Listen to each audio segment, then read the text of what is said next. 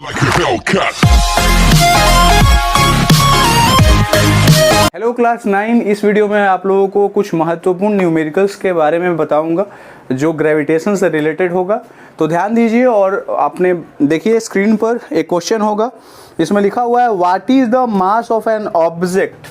मास पूछ रहा है तो मास पे क्वेश्चन मार्क, और वेट आपका दिया हुआ है। वेट कितना दिया हुआ है उस क्वेश्चन में? 49 न्यूटन दिया हुआ है। ठीक है, इतना तो क्लियर है। अब आपको यह जानना होगा कि इस वाले में जिसमें मास दिया हुआ है, वेट दिया हुआ है, इसमें कौन सा फॉर्मूला अप्लाइड होगा। तो देखिए हर एक में एक चीज़ तो छिपी हुई रहती है, ग्रेविटी का एक्सेलरेशन। तो ये 9.8 होगा, 9.8 मीटर पर सेकेंड स्क्वायर, जी का वैल्यू। अब कहिएगा सर 9.8 ही क्यों लेंगे, हम मून वाला क्यों नहीं लेंगे? तो देखिए क्वेश्चन में जब कभी भी आपका कुछ नहीं दिया हुआ रहेगा तो आपको 9.8 ही लेना है, यानी अर्थ वाला ही लेना है। और अगर मून का रहेगा तो वो स्पेशली बता देता है या तो वो लिख देता है। यहाँ पर जब ना दिया हुआ है तो 9.8 मान के चलिएगा, कोई गलती आपकी नहीं होगी। तो यहाँ पर आपका वेट दिया हुआ है 49 न्यूटन। वेट माने क्या? फोर्स। बताया गया था कि वेट का मतलब ही क्या होता है, जो फोर्स अप्लाइड किया जाता है। तो फोर्स अप्लाइड का फॉर्मूला क्या होता है जब अर्थ पे लगाया जाता है? mg होता है, mass into acceleration due to gravity, यही होता है ना। तो देखिए F का वैल्यू क्या ये W के लिए स्टैंड कर रहा है? W और F सेम ही है ना। ठीक है, तो ये हो जाएगा आपका कितना? 49 न्यूटन, और इज इक्वल टू मास तो आपको निकालना है और G का वैल्यू कितना है? 9.8।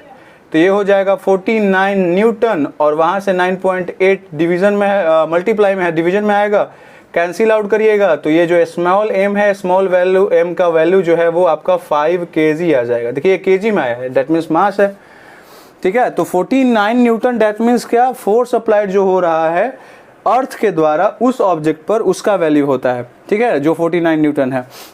और होता है फॉर्मूला क्या? Mass into acceleration due to gravity, यानी इन दोनों के मल्टीपल को ही हम F का वैल्यू कहते हैं। ठीक है, तो इसके द्वारा मैंने स्मॉल m यानी मास ऑफ द ऑब्जेक्ट निकाल लिया। तो ये क्वेश्चन आपको समझ में आया होगा। अब चलते हैं नेक्स्ट क्वेश्चन की तरफ। स्क्रीन पे देखिए, दूसरा क्वेश्चन है कि how much would a 70 kg man. एक मैन है जिसका मास कितना है? 70 kg है। मास ऑफ मैन आपका दिया हुआ है 70 kg, और क्वेश्चन ध्यान से पढ़िए, उसका वेट पूछ रहा है। कहाँ पर पूछ रहा है? मून पे पूछ रहा है। तो मास दिया हुआ है, और मास जो दिया हुआ है इससे थोड़ी निकल जाएगा वेट। वेट के लिए आपको क्या चाहिए? जी का वैल्यू चाहिए। तो जी ऑन मून कितना होता है ये याद रखिएगा आप लोग, 1.61 होता है। अगर नहीं भी याद रहेगा तो आप इसको निकाल सकते हैं, लेकिन अगर एग्जाम में आप निकालने चले जाएगा तो बहुत ही टाइम ज़्यादा व्यर्थ जाएगा आपका। तो जी ऑन मून कितना होता है? 1.61। F is equal to formula क्या होता है बाबू, बताओ जल्दी? mg होता है। क्वेश्चन पूछ रहा है वेट, तो यानी ये जो F का वैल्यू है यही तो वेट देगा ना। तो वेट बराबर क्या हो जाएगा? मास कितना है? 70 इंटू 1.61। अगर इसको आप हल करिएगा तो 144.10 आ जाएगा न्यूटन। ठीक है, तो वेट को हम किस में डिनोट करते हैं? न्यूटन में। तो ये स्पेसिफिक वैल्यू W का आ जाएगा 144.10 न्यूटन। उस क्वेश्चन में एक और क्वेश्चन है, दो और क्वेश्चन है।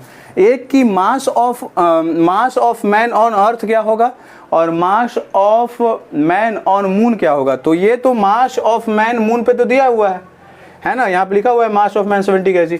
तो मास ऑफ मैन, आदमी का जो मास है ऑन मून, वो कितना है भैया बताओ जल्दी? 70 kg ही है। क्या अर्थ पे उसका कुछ अलग होगा? है ना, ऑन अर्थ कितना होगा? तो सेम होगा, 70 kg ही होगा। ये मैंने बताया था कि मास का वैल्यू कांस्टेंट रहता है, चाहे वो कहीं पर भी यूनिवर्स में रहे। ठीक है।